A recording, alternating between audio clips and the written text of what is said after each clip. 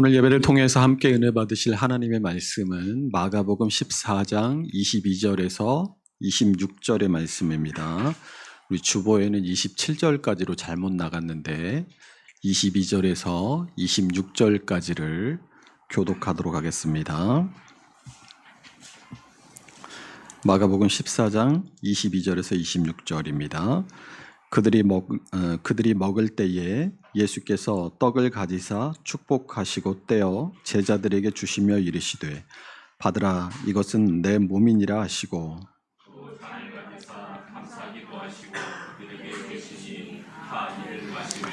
이르시되 이것은 많은 사람을 위하여 흘리는 나의 피 곧 언약의 피니라.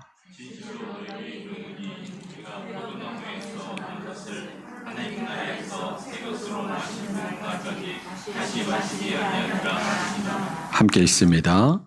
이에 그들이 찬미하고 감람산으로 가니라. 아멘. 날이 갑자기 추워져서 좀 마음이 움츠러드셨을 텐데 우리 말씀 앞에서는 여러분 마음을 활짝 여시고 말씀 속에서 은혜를 받으시기를 축원합니다. 우리 주변에 계신 분들과 한번 같이 인사했으면 좋겠습니다. 사랑하고 축복합니다. 사랑하고 축복합니다. 할렐루야. 다음 주가 우리 추수감사주일이죠. 그리고 추수감사주일과 함께 성찬식이 있는 주일입니다. 우리가 보통 성찬식을 앞두고 주님의 죽으심을 깊이 묵상하며 경건한 한 주를 보내고 성찬식을 맞읍시다라고 하는데, 어떻게 하는 것이 성찬을 잘 준비하는 것인지를 정확하게 모르시는 경우들이 많이 있는 것 같아요. 그저 세상에서 즐기던 오락과 즐거움들을 자제하고 얼굴을 죽상으로 하고 다니는 것이 성찬을 준비하는 일이다라고 생각하는 경우들이 많은 것 같다라는 것이죠. 오늘 말씀을 통해서 이 성찬에 대한 이해와 또 성찬을 준비하는 자세에 대해서 우리가 함께 살펴보고, 이번 한 주간 말씀 안에서 진정한 성찬을 준비하는 복되고 귀한 한 주가 될 수 있으시기를 주님의 이름으로 축원합니다. 오늘 본문을 보면 유월절 만찬 자리가 나오죠. 유대인들이 가장 중요하게 여기는 3대 절기가 바로 유월절과 맥주절과 초막절입니다. 그 중에서 이 유월절은 이 3대 절기 중에서도 가장 중요한 절기로 꼽는데, 하나님께서 이스라엘 백성을 애굽의 압제로부터 구원하신 것을 기념하는 절기가 바로 유월절이기 때문입니다. 제가 지난 시간에 이 무교절이 끝난 다음 날을 유월절로 지킨다고 잘못 말씀드렸는데, 유월절이 끝난 다음 날에 무교절이 시작되는 것이 맞습니다. 이 이스라엘 백성이 애굽에서의 마지막 날 밤에 하나님의 명령에 따라 양을 잡아서 그 피를 문설주에 바르고 고기는 구워서 먹으며 밤을 지켰던 것이 첫 번째 유월절이었습니다. 그날 밤에 애굽에서는 장자의 죽음의 재앙으로 왕의 장자로부터 종들의 장자와 또 모든 짐승들의 첫 새끼까지 다 죽음을 당했습니다. 그러나 하나님의 말씀대로 양의 피를 문설주에 바른 이스라엘 백성들의 집에서는 한 사람도 죽지 않았습니다. 그날 바로가 모세와 아론을 불러서 애굽을 떠나라고 했고, 이스라엘 백성들은 340년간의 종살이하며 고난당했던 애굽을 그제서야 떠날 수 있게 되었습니다. 이 놀라운 구원을 기념하며 이스라엘 자손들은 유월절을 가장 큰 명절로 지켜왔던 것이죠. 그런데 예수님 당시의 이스라엘은 이 애굽에서 종살이하던 시절을 떠올리게 할 만큼 로마로부터 많은 압제와 시련을 당하고 있었습니다. 유월절을 맞아서 전국은 물론 세계에 흩어져 있던 타국에서까지 이 예루살렘으로 모여든 유대인들은 모두 다 이 유월절의 의미를 잘 알고 있었기 때문에 한편으로는 유월절을 준비하면서 큰 기대감에 들떠 있었어요. 자신들의 조상들을 애굽으로부터 구원하신 하나님께서 자신들도 로마로부터 구원해 주실 것이라는 기대와 소망을 가졌던 것입니다. 유대인들이 이런 기대를 가졌던 것은 이미 구약의 많은 선지자들이 메시아가 오셔서 그들을 구원하실 것이라고 예언하고 있기 때문입니다. 그러나 유대인들이 기다렸던 메시아는 우리가 이미 이전에 여러 차례 나누었던 것처럼 다윗과 같은 군사적이고 경제적인 부강함을 가져다 줄 왕으로서의 메시아라고 했어요. 기적과 같은 힘과 능력으로 로마를 쳐부수고 자신들을 압제와 고통으로부터 해방시켜 줄 뿐만 아니라 다윗의 시대와 같이 주변의 모든 이방 나라들을 정복하고 풍요와 번영을 가져다 줄 메시아가 유대인들이 기다려왔던 왜곡된 모습의 메시아 상이었던 것입니다. 오늘 본문의 내용 앞에는 예수님께서 제자들을 예루살렘 성내로 보내셔서 유월절 만찬을 나눌 큰 다락방과 음식을 준비하게 하시는 내용이 나옵니다. 우리 마가복음 14장 13절에서 16절의 말씀 함께 읽어보겠습니다. 예수께서 제자 중에 둘을 보내시며 이르시되 성내로 들어가라. 그리하면 물 한 동이를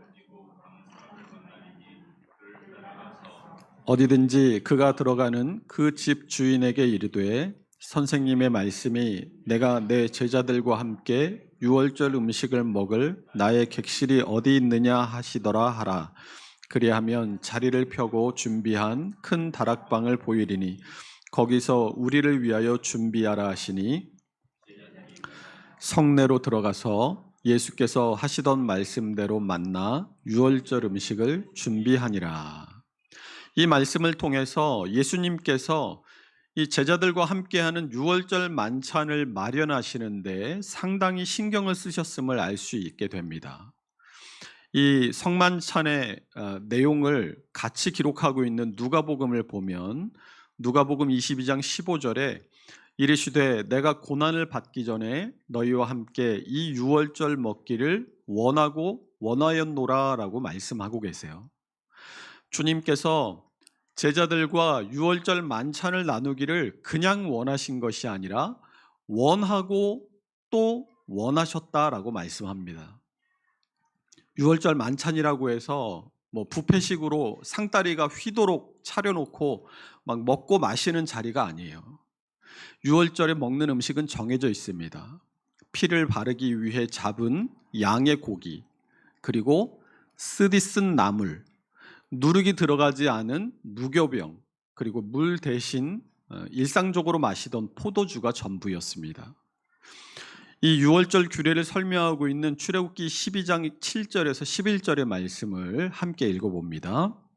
그 피를 양을 먹을 집 좌우 문설주와 임방에 바르고 그 밤에 그 고기를 불에 구워 무교병과 쓴 나물과 아울러 먹되 날것으로나 물에 삶아서 먹지 말고 머리와 다리와 내장을 다 불에 구워 먹고 아침까지 남겨두지 말며 아침까지 남은 것은 곧 불사르라. 너희는 그것을 이렇게 먹을지니 허리에 띠를 띠고 발에 손을 신고 손에 지팡이를 잡고 급히 먹으라. 이것이 여호와의 유월절이니라. 이 출애굽기 이후에 이스라엘의 멸망과 포로기라는 아픈 역사 속에서 이 유월절 식탁에 삶은 달걀과 소금물 그리고 간단한 소스 등이 추가되기는 했지만 이 추가된 음식들 역시 역사적인 교훈을 생각나게 하기 위해서 먹는 것들이었지 이 유월절 음식을 맛있게 즐기기 위해 추가된 것들은 아니었습니다. 왜 주님은 제자들과 함께 유월절 만찬을 나누시기를 그토록 원하셨을까요? 여기에는 두 가지 이유가 있습니다. 첫 번째는 예수님께서 이 땅에 오신 목적을 마지막으로 가르쳐주는 자리가 이 유월절 만찬 자리였기 때문입니다. 그 밤이 지나면 예수님은 대제사장들과 서기관들과 장로들의 무리에게 붙잡혀 고난을 당하게 되실 것입니다. 예수님께서 붙잡히시면 제자들은 뿔뿔이 흩어지게 될 것입니다. 더 이상 예수님께서 제자들을 가르치실 시간이 없었습니다.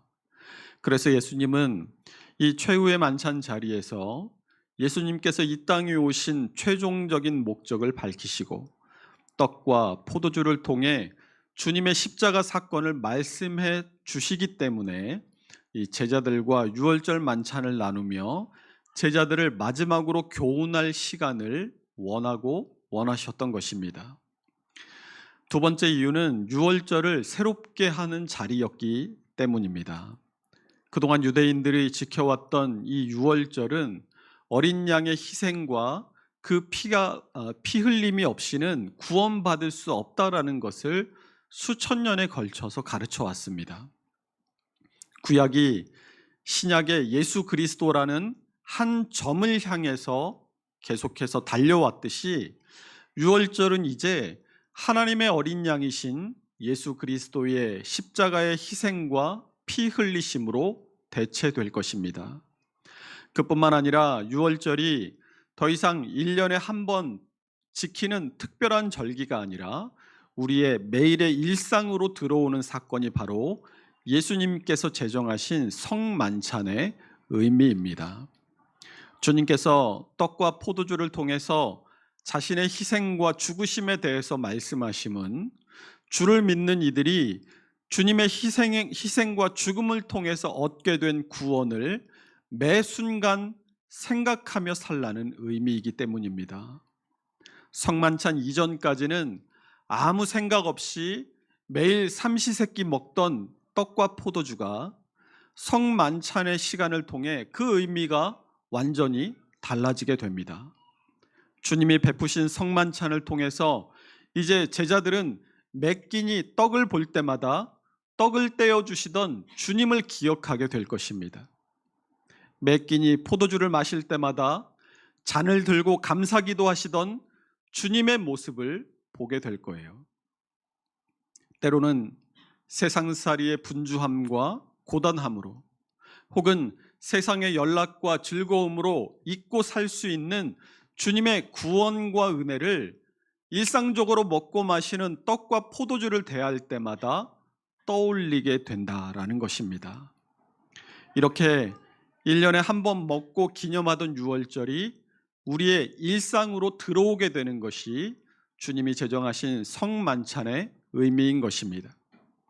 그래서 이 성찬식은 되도록 자주 하는 것이 좋습니다. 그런데 우리는 성찬식을 보통 1년에 2번 하죠. 부활절과 추수감사절에 합니다. 이 장로교 헌법의 예배 모범의 이 성례 부분을 찾아보면 이 성찬식에 대해서 1년에 몇 회를 거행하든지 각 교회 당회가 작정하되 덕을 세우기에 합당한 대로 정한다라고 규정되어 있습니다.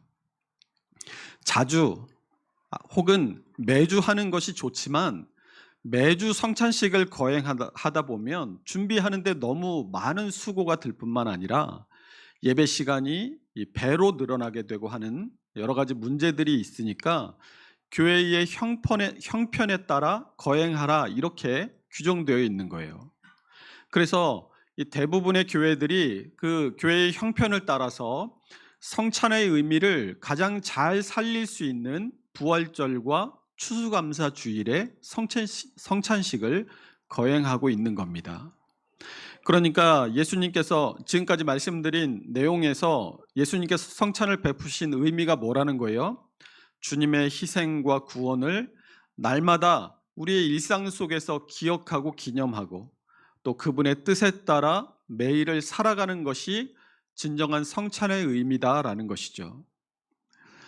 그러면 이 성만찬을 한 주 앞둔 우리의 준비는 무엇이어야 하겠습니까? 첫 번째는 주님의 희생을 기억하며 사는 것입니다. 우리 고린도전서 11장 24절에서 26절의 말씀 같이 읽어봅니다. 축사하시고 떼어 이르시되 이것은 너희를 위하는 내 몸이니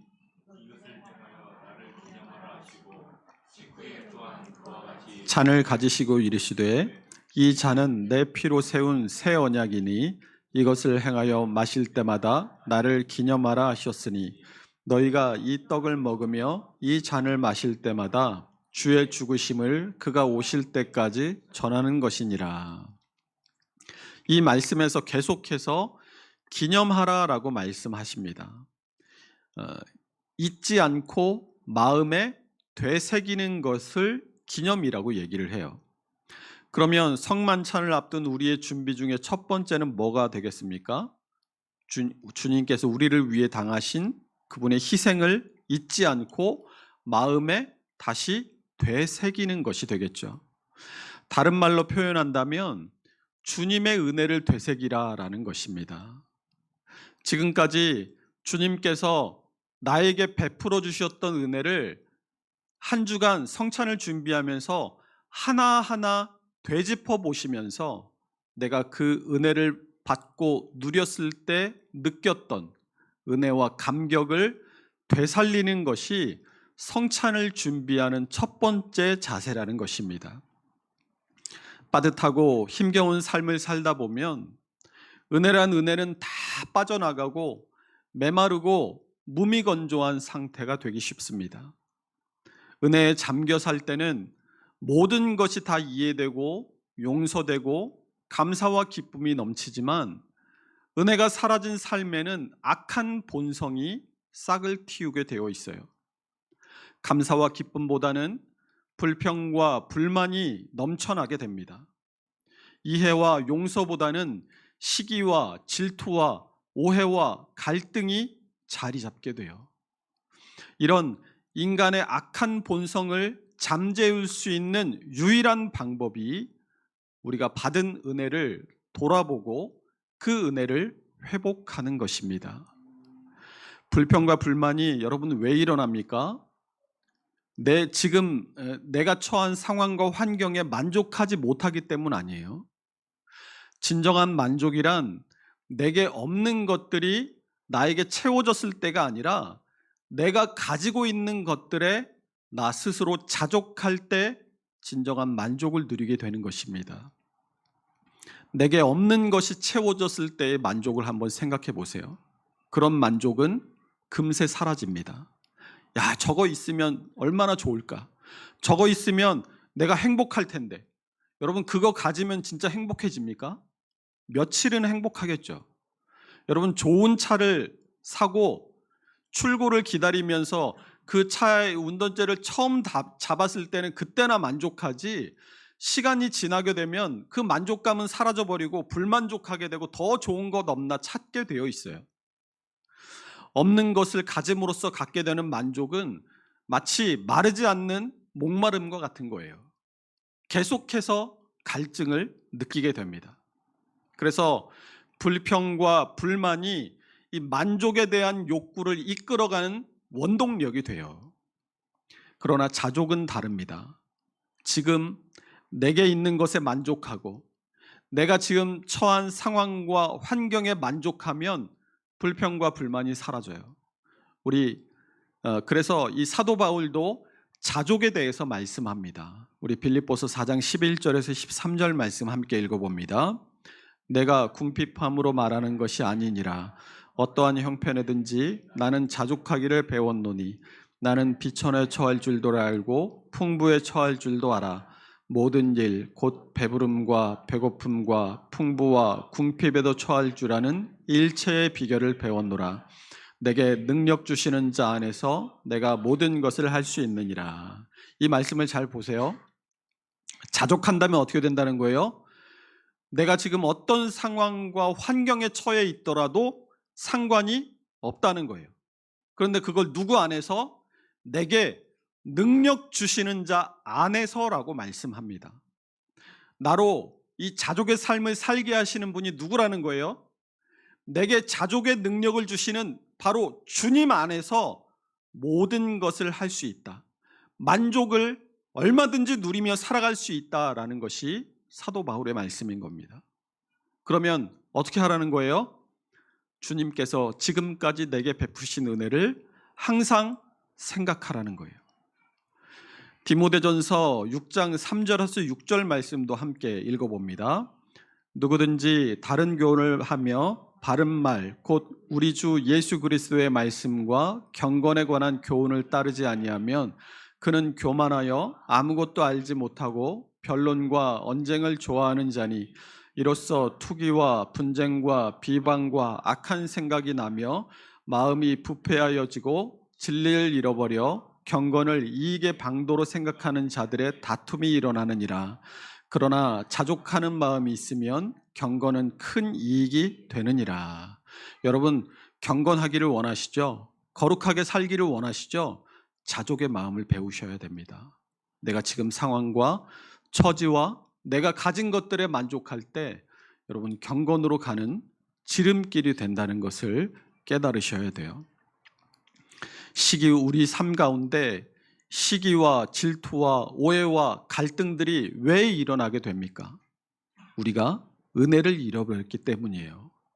지금 내 삶이 퍽퍽하고 힘들고 마치 조금만 누가 나를 건드려도 폭발할 것 같으십니까?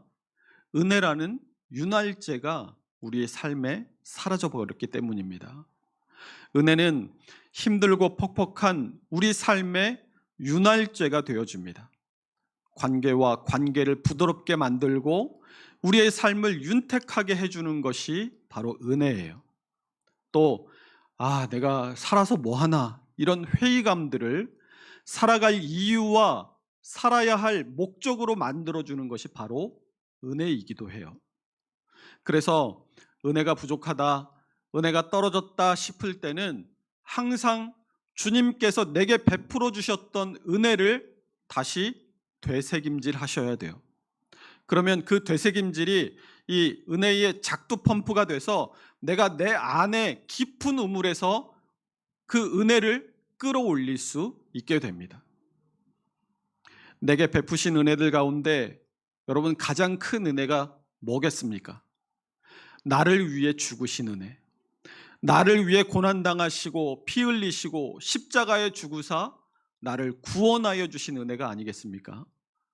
그래서 성찬을 준비하면서 우리가 가장 중요하게 생각해야 하는 것은 바로 주님의 십자가 은혜를 되새기는 일인 줄로 믿으시기 바랍니다.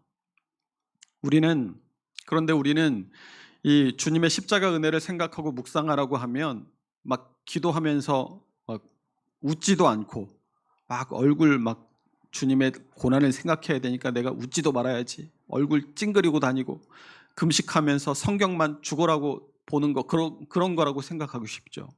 그러나 그게 아니에요. 주님의 십자가를 생각하면 주님의 성찬을 준비하면 내가 그것만 생각하면 죽고 싶고 우울하고 불쌍하고 힘든 것들이 생각나는 게 아니라 뭐가 생각나야 되냐면 여러분 감사가 떠오르셔야 돼요. 생각해 보십시오. 주님의 고난과 죽으심을 통해서 우리가 구원을 받았잖아요. 얼마나 감사한 일입니까?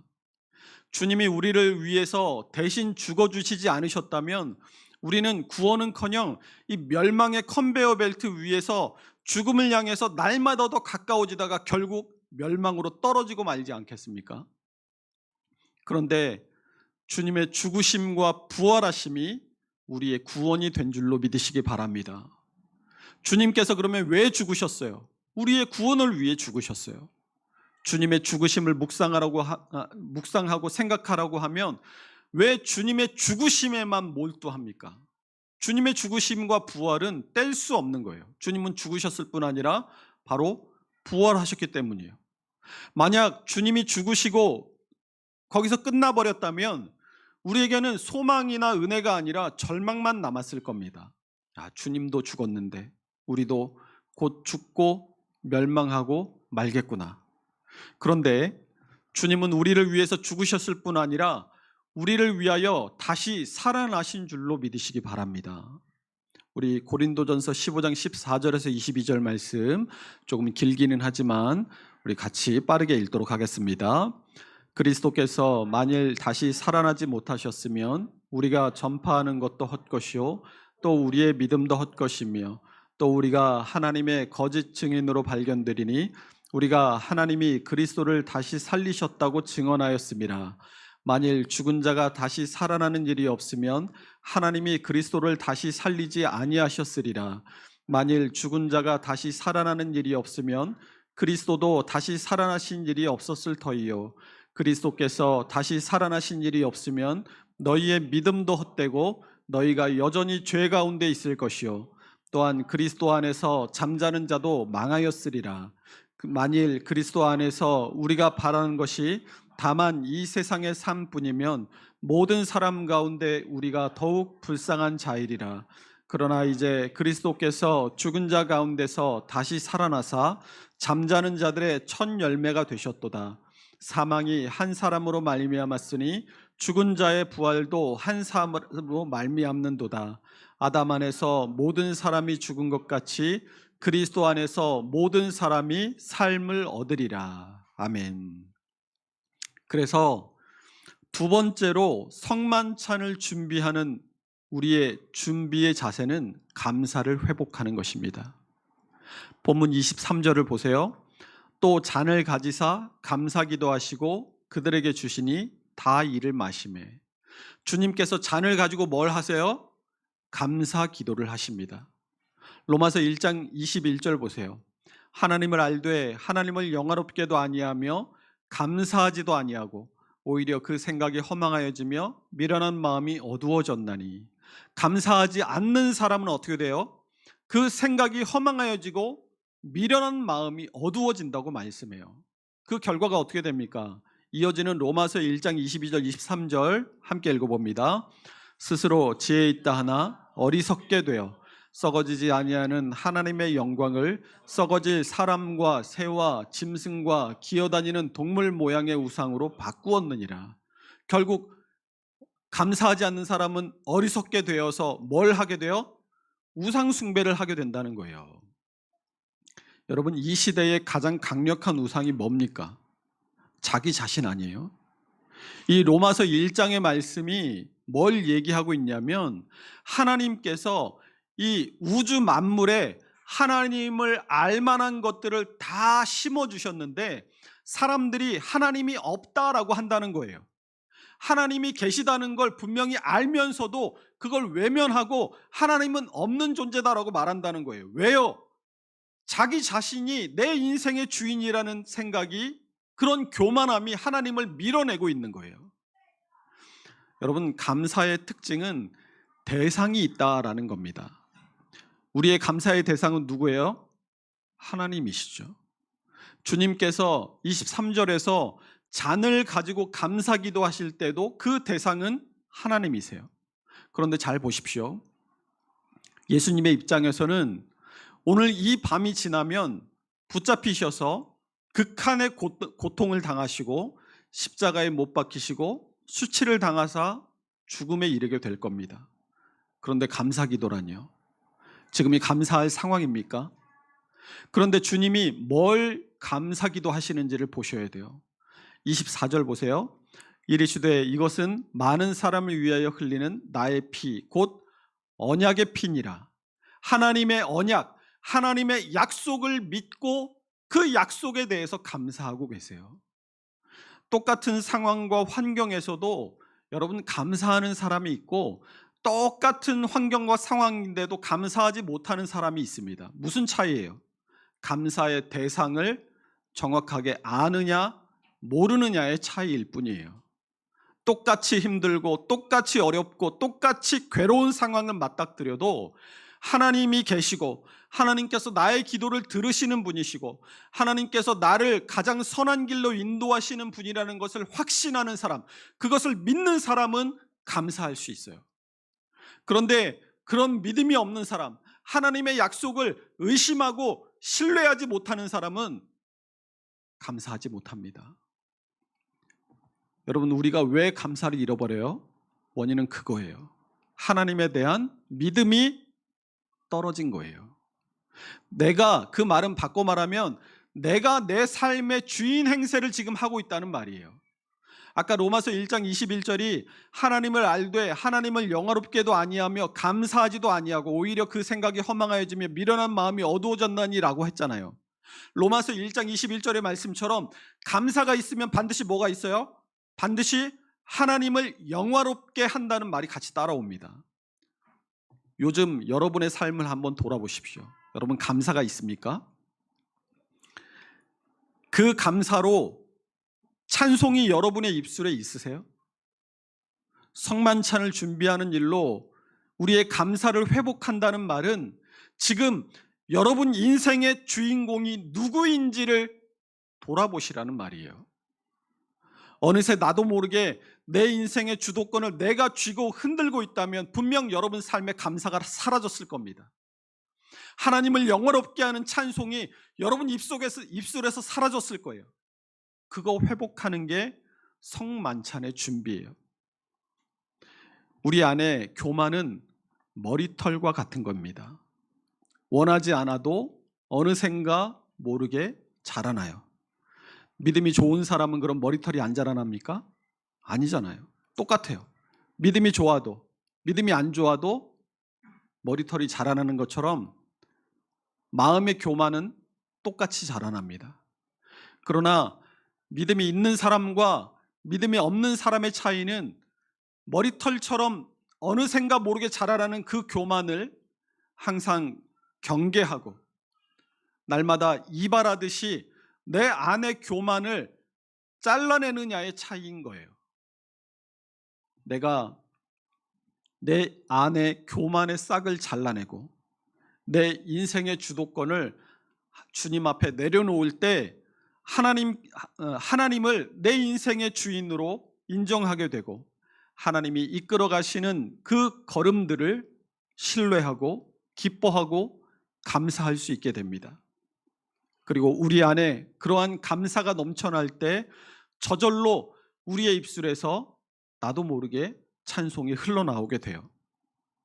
이렇게 한 주간 주님의 은혜를 우리 안에서 되새기고 감사를 회복할 때 우리는 주님의 은혜에 감격하고 감사하는 마음으로 성찬을 대하게 될 줄로 믿습니다. 다음 주는 특별히 한 해 동안 베풀어 주신 은혜를 생각하며 감사하는 추수감사 주일입니다. 그러므로 추수감사 주일에 베풀어지는 성만찬을 준비하는 우리는 더더욱 주님의 은혜를 되새기고 감사를 회복하기 위해 한 주간 힘써야 할 줄로 믿습니다. 성찬을 준비하는 우리의 마음에 이러한 은혜와 감사가 충만할 수 있게 될 수 있으시기를 주님의 이름으로 축원합니다. 기도하겠습니다.